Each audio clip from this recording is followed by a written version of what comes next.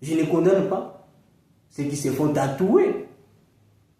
Mais peut-être que c'était par ignorance.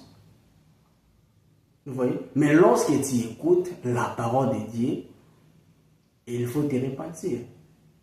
Il faut se repentir. C'est une mauvaise chose. Se faire tatouer, c'est une mauvaise chose. Tu vois? C'est très important.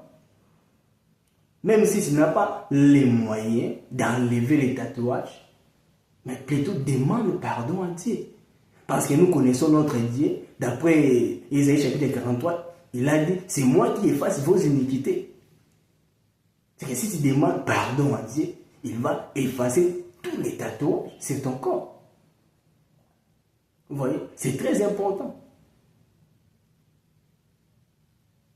Notre Dieu, c'est celui qui efface même les iniquités. Tu vois? C'est que c'est très important. D'après apôtre Paul dans Galates chapitre 6, verset 17, si tu montes en haut, tu verras que apôtre Paul explique les marques du Seigneur Jésus-Christ, c'est devenir une nouvelle créature. Vous voyez?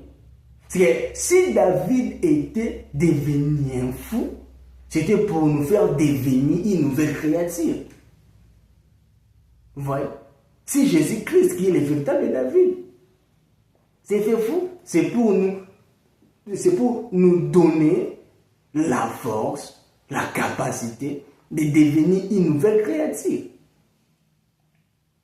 C'est ça la raison. C'est aujourd'hui, si nous disons que nous sommes de véritables chrétiens et que Jésus-Christ était mort pour nous, qui est David, qui était devenu un fou, nous devons devenir de nouvelles créatures. C'est que les choses anciennes sont passées. Si tu étais auparavant dans le monde, tu faisais l'impudicité. C'est que si tu as réussi le Seigneur Jésus-Christ dans ta vie, il faut stopper à faire l'impudicité. Vous voyez? Il faut stopper à faire l'impudicité. Il faut stopper à faire des masturbations. D'après Romains chapitre 13, verset 13, c'est tout un péché. Vous voyez? Il faut stopper à faire le mal. Stopper à voler. Vous voyez? Stopper à injurier. Stopper à insulter les gens. Stop au mensonge.